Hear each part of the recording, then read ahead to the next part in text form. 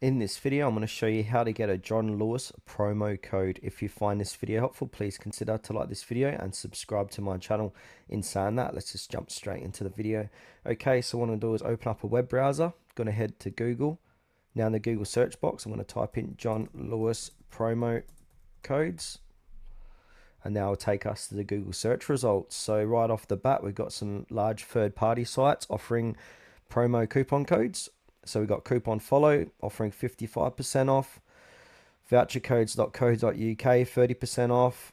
You can even check out John Lewis themselves, so promotional codes as well.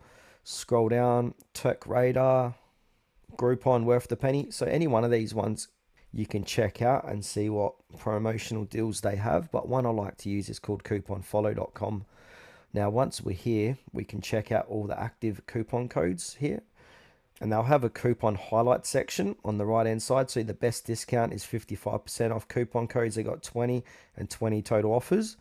And if we scroll down, you can see previous coupon promo codes that they featured on here. So it will say previously featured offers and deals.